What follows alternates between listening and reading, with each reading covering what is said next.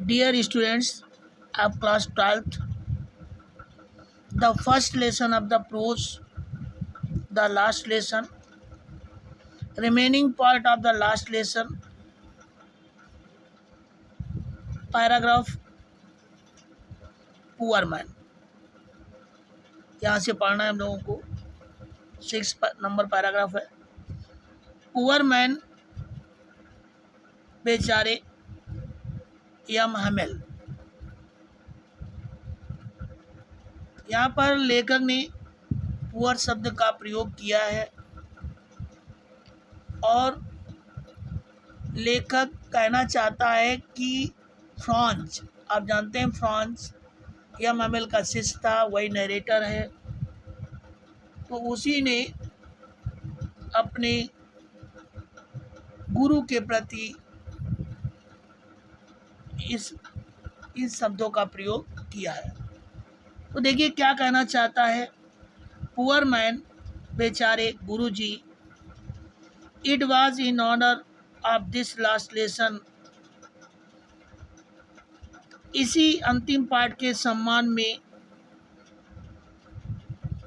That he had put on his fine Sunday class, उन्होंने रविवार के सुंदर कपड़े पहने थे। जैसा कि आप जान चुके हैं कि कोई फंक्शन या समारोह होता था या रविवार को वो इस सुंदर पोशाक को पहनते थे, तो उसी की ओर इशारा कर रहा है। एंड नाउ आई अंडरस्टूड, और अब मैं समझ गया, why the old man of the village were sitting there in the back of the room. समझ गया था, अब मैं समझ गया था कि गांव के बुजुर्ग लोग कमरे में पीछे क्यों बैठे थे, यानी स्कूल की कक्षा में पीछे क्यों बैठे थे, इन the back of the room. It was, ये इसलिए था, बिकॉज, क्योंकि, दे वर सॉरी टू, वे भी बहुत दुखी थे, वे भी बहुत दुखी थे। और देखिए क्या है, that they had not gone to school more, कि वे और ज़्यादा स्कूल नहीं गए थे। More, it was their way of thanking our master for his 40 years of faithful service and of showing their respect for the country that was theirs no more। हमारे अध्यापक की 40 वर्ष की निष्ठापूर्ण सेवा, अच्छी प्रकार से सेवा के लिए धन्यवाद देने के लिए, जो देश अब उनका नहीं था, उस देश को सम्मान प्रदर्शित करने का ये उनका अपना तरीका था। किसका? गांव वालों का। That was theirs no more. Next paragraph देखें। While I was thinking of all this, जब मैं इन सभी बातों के बारे में सोच रहा था, आई हियर्ड माई नेम कॉल्ड, मैंने सुना कि उन्होंने मेरा नाम लिया या मुझे पुकारा। It was my turn to recite, ये मेरी बारी थी, टू रिसाइट, प्रस्तुत करने की। What would I not have given to be able to say that dreadful rule for the participle all through. तो देखें, ड्रेडफुल माने भय, डरावना, रूल नियम। तो what would I not have given to be able to say, जबकि मैं इस बात को कहने में या बोलने में किसी गलती के बिना भयानक पार्टिसिपल के नियम को पूरा जोर से सुनाने में समर्थ होने के लिए मैं क्या कुछ नहीं करने को तैयार था। कह रहा है, एंड विदाउट वन मिस्टेक, बिना किसी एक गलती के। But I got missed up, on the first words, किंतु मैं पहले शब्दों पर ही उलझ गया। मिस्ड, उलझ गया, missed on the first words and stood there, और वहाँ खड़ा रहा, holding on to my desk, अपनी डेस्क को पकड़े हुए, माई हार्ट बीटिंग, मेरा हृदय धड़क रहा था, अर्थात मैं बहुत परेशान था, घबरा रहा था, and not daring to look up, मेरा दिल धड़क रहा था और मुझ में ऊपर की ओर देखने की हिम्मत नहीं थी। डेयरिंग, साहस नहीं था, टू लुक अप, कि हम ऊपर की ओर देखें। क्या हुआ? लेखक कहता है कि फ्रांस कह रहा है, आई हियर्ड एम हमेल से टू मी, मैंने सुना कि एम हमेल मुझसे कहते हैं, आई वोंट स्कोल्ड यू, मैं तुम्हें डांटूंगा नहीं, लिटिल फ्रांस, हे छोटे फ्रांस, मैं तुम्हें डांटूंगा नहीं, बुरा भला नहीं कहूँगा, you must feel bad enough, लेकिन ये तुम्हें ये बहुत ही बुरा एहसास करना चाहिए, या ये सोचना चाहिए कि ये बहुत बुरा है। सी हाउ इट इज़, देखो ये कैसे हुआ, एवरी डे, प्रत्येक दिन, we have said to ourselves, वाह, हम लोग अपने आप से या स्वयं से कहते हैं, वाह, I have plenty of time, कि हम लोगों के पास पर्याप्त समय है। I will learn it tomorrow, मैं कल इसे सीखूंगा। एंड नाउ यू सी, और अब देखते हैं, where we have come out, कि हम लोग कहाँ पहुँच गए हैं। यानी कि लेखक कहता है कि फ्रांस जो यम हमेल का शिष्य है और इस लेसन का नरेटर है, इस लेसन को सुना रहा है, वो कहता है कि यम हमेल हमें ये बताना चाहते हैं कि हम कल कल कह कर के किसी कार्य को टालते रहते हैं, और उसका परिणाम क्या निकला है वो यम हमेल किससे कह रहे हैं? फ्रांस से कह रहे हैं, दुखी होते हुए। तो देखिए क्या कहा है, where we have come out, अब हम लोगों का वो समय चला गया है, अर्थात कल कल करते हुए हम लोगों ने ध्यान नहीं दिया, खेद है। That is the great trouble with Alsace, और अल्साक के साथ ये बहुत बड़ा कष्ट, मुसीबत है। She puts off learning till tomorrow, she puts off learning till tomorrow, कल से यहाँ जो हम लोग फ्रांसीसी भाषा पढ़ते हैं, सीखते हैं, वो स्थगित हो जाएगी। Now those fellows out there will have to right to say to you, तो देखिए क्या है, नाउ, अब, दोज फेलोज, वे साथी, out there will have the right to say to you, जो सही तरीके से तुम्हें बताया करते थे, हाउ इज इट, ये कैसे होगा। You pretended to be Frenchman, और वो कहेंगे तुमसे कि तुम बहाना करते हो कि तुम फ्रांसीसी हो। प्रटेंड मीन्स बहाना करना, यानी कि ये कहना चाहते हैं कि जब तुम्हें अपनी भाषा का ज्ञान नहीं होगा और तुम कहोगे फ्रांसीसी हैं, हम फ्रांसीसी हैं, तो उस समय एम एम एल कह रहे हैं कि वो लोग तुम्हारे ऊपर हंसेंगे। हाउ इज इट, ये कैसे कह सकते हो, यू प्रटेंडेड, तुम गलत कह रहे हो, बहाना कर रहे हो, टू बी फ्रेंचमैन, फ्रांसीसी होने का। And yet you can neither speak ना राइट, और ना तो तुम बोल सकते हो ना लिख सकते हो योर ओन लैंग्वेज, अपनी निजी भाषा को। But you are not the worst, लेकिन ये सब तुम्हारे लिए सबसे खराब नहीं है। पुअर लिटिल फ्रांस, ए छोटे फ्रांस, ए बेचारे छोटे France, we have all a great deal to reproach ourselves with, और हम ये कहते हैं कि हम लोग इस स्थिति, इस स्थान पर पहुंच गए हैं। Your parents were not anxious enough, तुम्हारे माता पिता बहुत ज़्यादा चिंतित नहीं थे या पर्याप्त चिंतित नहीं थे, टू हैव यू लर्न, कि तुम फ्रांसीसी भाषा को सीखो। They preferred to put you to work on a farm, और उन्होंने अधिक महत्व दिया कि तुम एक खेत में काम करो, और एट द मिल्स, या कारखाने में काम करो, so as to have a little more money, और जिससे तुम और थोड़ा पैसा कमाओ। एंड आई, और मैंने भी, I have been to blame also, और I have been to blame also, और ये मेरे ऊपर भी दोषारोपित, मैं भी दोषारोपित हो सकता हूँ। Have I not often sent you, क्या मैंने अक्सर तुम्हें नहीं भेजा है, टू वाटर माई फ्लावर्स, कि मेरे instead of learning your lesson, अपना पाठ पढ़ने के बजाय तुम फूलों में पानी दे दो।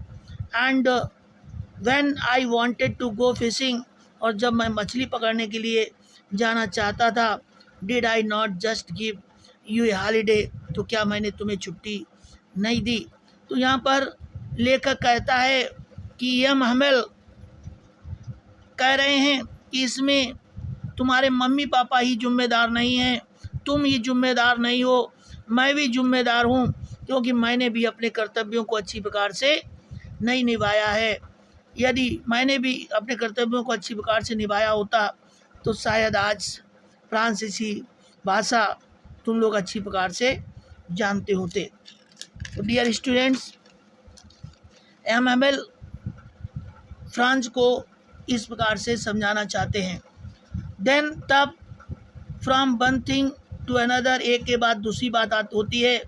M Hamel went on to talk of the French language, अब एम हमेल फ्रांसीसी भाषा के बारे में बात कर रहे हैं या करते हैं। सेइंग लैंग्वेज, सेइंग कहते हुए that it was the most beautiful language in the world, ये संसार की सबसे सुंदर भाषा है। द क्लियरेस्ट, सबसे स्पष्ट भाषा है।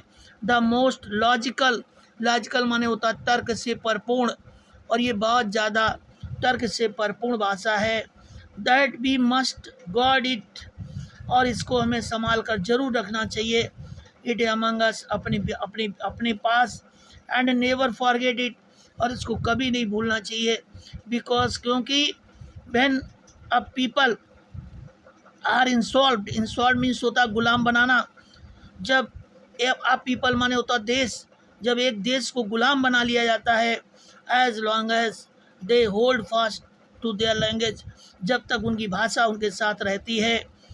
इट इज़ एज इफ, तो ये मानो वैसे ही होता है। They had the key to their prison, key means ताली, चाबी, प्रिजन माने जेल, ये उसके जेल की ताली या चाबी है जिससे उन्हें स्वतंत्रता मिल सकती है। यहाँ पर dear students, M M L ये कहना चाहते हैं कि तुम्हें तुम्हारी भाषा ही इन जर्मनी लोगों से स्वतंत्रता दिला सकती है। तुम पुनः स्वतंत्र हो सकते हो, किसकी, अपने भाषा के माध्यम से। तो वही उन्होंने कहा है, they had the key to their prison, उनके पास अपनी भाषा ही क्या है, जेल की चाबी है, यानी इस कैद से मुक्त होने की चाबी है। Then he open a grammar, और तब उन्होंने ग्रामर को खोला। And read us our lesson, और हम लोगों को अपना पाठ पढ़ाया। आई वॉज अमेज्ड, मैं बहुत चक्का रह गया। टू सी, ये देख करके, how well I understood it, कि ये मुझे बहुत अच्छी प्रकार से समझ में आया। All he said seem too easy, और मुझे लगा कि उन्होंने बहुत ही आसान तरीके से मुझे पढ़ाया। सो ईजी, इतने आसान तरीके से। आई थिंक टू, कि मैं भी सोचता हूँ, that I had never listen so carefully, कि मैंने कभी भी इतनी सावधानी पूर्वक उनकी बात को नहीं सुना या पाठ को नहीं पढ़ा। And that he had ever explained everything with so much patience, और उन्होंने हमेशा बहुत ज़्यादा धैर्य से, सो मच पैसेंस, बहुत अधिक धैर्य के साथ, कभी इसकी व्याख्या, इतनी अच्छी व्याख्या नहीं की। इट सीम्ड, ऐसा लगता है, ऑलमोस्ट अधिकांश था, एज इफ, मानो, द पुअर मैन, कि बेचारे गुरुजी, it means M Hamel wanted to give us all, वो सब कुछ हम लोगों को देना चाहते थे। ही न्यू, जो जानते थे, बिफोर गोइंग अवे, यहाँ से जाने से पहले।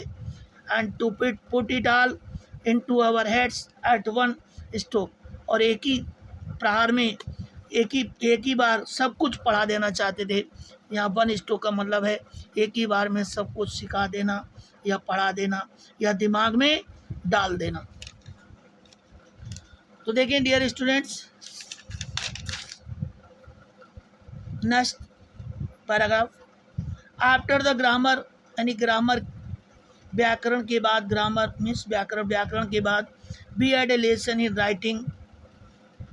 क्या हुआ, यानी व्याकरण के बाद हमारा लेखन का पाठ शुरू हुआ, राइटिंग।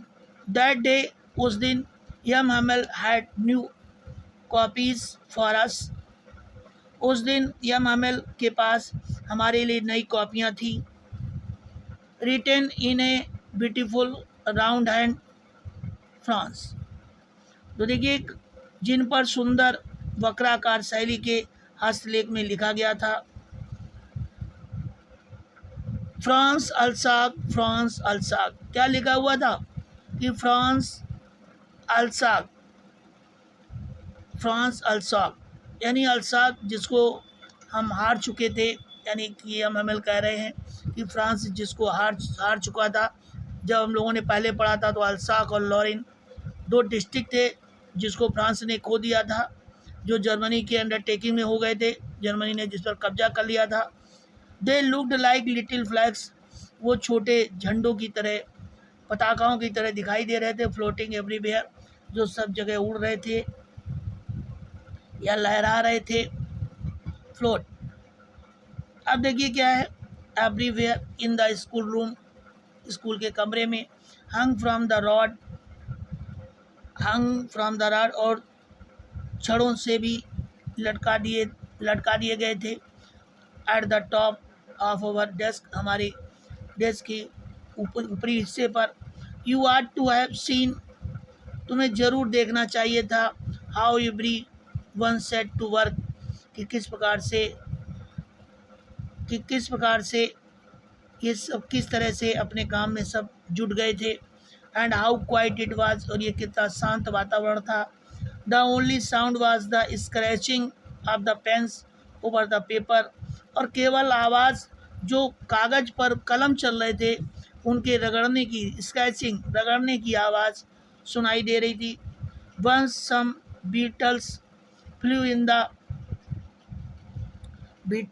इन द, देखिए यहाँ पर कहा गया है कि बीटल, भौरा,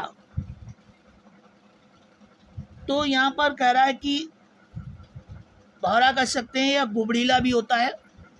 तो वही कहा जा रहा है कि the only sound was the scratching of the paper once some beetles, कुछ भौरे या कुछ गुबड़ीले फ्लू इन, उड़ रहे थे। But nobody paid any attention to them, लेकिन कोई उनकी ओर ध्यान नहीं दे रहा था। Not even the littlest ones, इतना ही नहीं, छोटे छोटे जो बच्चे थे वो भी ध्यान नहीं दे रहे थे। Who work right on tracing their fish hooks. तो देखिए क्या कहना चाहता है कि जो पूरे समय मछली पकड़ने के कांटों का चित्र बनाने में लीन थे, मतलब वो भी फिश हुक्स, एज ए मानो दैट वाज फ्रेंच, कि वो भी फ्रांसीसी हों। On the roof the pigeons cooed very low, और छतों पर कबूतर बहुत धीरे धीरे गुटर गूँ कर रहे थे, cooed very low. And I thought to myself, और मैंने स्वयं विचार किया, will they make them sing in German, यानी लेखक कहता है कि फ्रांस कह रहा है कि उसे लगा क्या ये भी जर्मन भाषा में गाएंगे। इवन द पिजन्स, यानी कबूतर भी क्या अब जर्मनी भाषा ही बोलेंगे, गाने के लिए मजबूर करेंगे उनको। नहीं, कहना चाहता है फ्रांस कि जैसे फ्रांसीसियों को, अल्साक और लॉरिन के लोगों को मजबूर किया जा रहा है, वैसे क्या कबूतरों को मजबूर किया जाएगा, क्या वो भी अब जर्मनी भाषा बोलेंगे। नेक्स्ट पैराग्राफ देखें। When ever I looked up from my writing, जब कभी मैंने लिखते हुए ऊपर देखा, ऐसा मैंने देखा। यह Hamel sitting motionless in a chair, यह मैमल चुपचाप अपनी कुर्सी पर बैठे हुए थे। Gazing first at one thing, वो पहले घूर कर एक चीज़ को देख रहे थे, देन एट अनदर, तब दूसरे को देख रहे थे।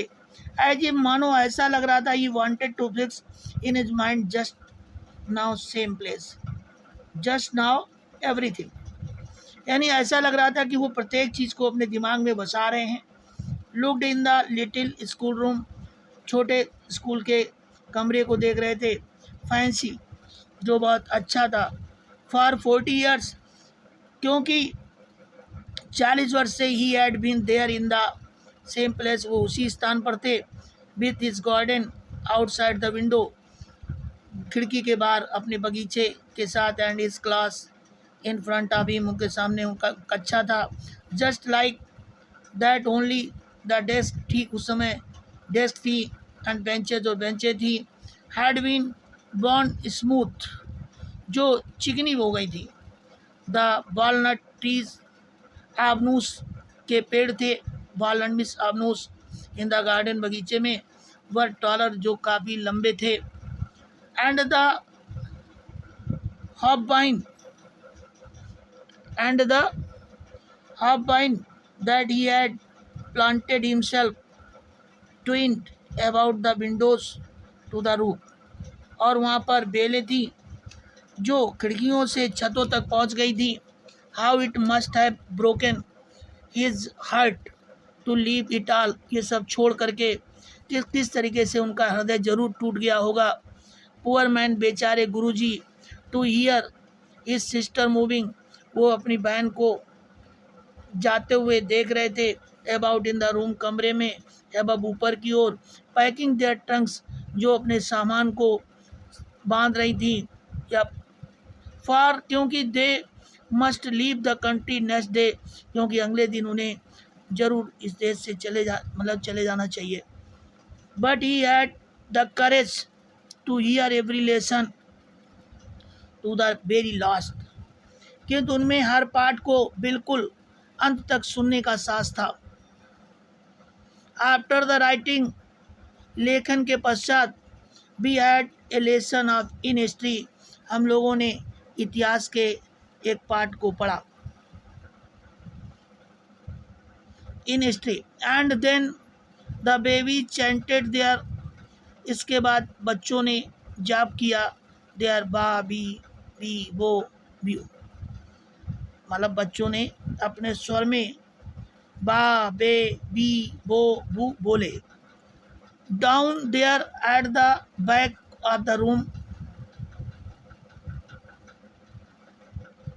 कमरे के पिछले छोर पर, old Hauser, back of the room, old Hauser had put on his spectacles, उसने अपने चश्मे को रख दिया था। एंड होल्डिंग इज प्राइमर, वो अपनी प्रारंभिक पुस्तक को पकड़े हुए था, इन बोथ हैंड्स, दोनों हाथों से। Spelled the letters with them, और उनके अक्षरों को देख रहा था। यू कुड सी, तुम देख सकते थे, that he too was crying, कि वो भी चिल्ला रहा था। हिज वॉइस ट्रेम्बल्ड, उसकी आवाज़ काँप रही थी, विद इमोशन, आवेश के कारण, भावुकता के कारण। And it was so funny to hear him, और उसके लिए सुनना इतना ही मनोरंजक था। That we all wanted to laugh and cry, कि हम सब लोग हंसने लगे और चिल्लाने लगे। खेद है, how well I remember it, कि मैं कैसे इसको याद रखूँगा, दैट लास्ट लेसन, उस अंतिम पाठ को। ऑल एट वंस, तुरंत, द चर्च क्लॉक स्ट्रक 12, गिरजाघर की घड़ी में 12 बजे। देन द एंगल्स, और उस समय वहाँ प्रार्थना हुई। एट द सेम मोमेंट, उसी क्षण, the trumpets of the Persians returning from drill,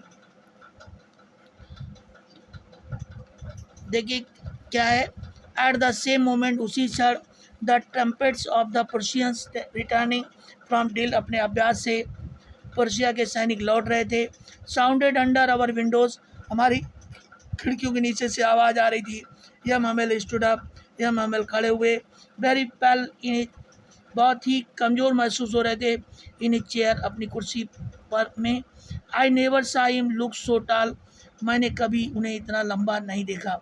my friend said, मेरे मित्रों ने कहा, सेड ही आई, वो कहना चाहते थे, बट समथिंग चॉक्ड हिम, लेकिन उनका गला कुछ रुंध गया। He could not go on, और वो बोल नहीं सके। Then he turn to the blackboard, तब वो ब्लैक बोर्ड की ओर मुड़े। To a piece of chalk, उन्होंने चाक का एक टुकड़ा लिया। And wearing on with all his might, और पूरी शक्ति के साथ लिखा। He wrote as large as he could, उन्होंने इतना बड़ा लिखा जितना बड़ा वो लिख सकते थे। लिखा विवा ला फ्रांस। देखिए, मतलब उन्होंने लिखा कि फ्रांस अमर रहे। देन ही स्टॉप, तब वो रुके। And lean is head against the wall, और उन्होंने अपने सर को दीवार की तरफ झुका लिया। एंड विदाउट ए वर्ड, बिना शब्द कहे हुए, he made a gesture to us with his hand, और उन्होंने अपने हाथ के द्वारा इस हाव से कहा कि छुट्टी हो गई है, यू मे गो, आप लोग जा सकते हैं। थैंक्स, ये लेसन समाप्त हुआ।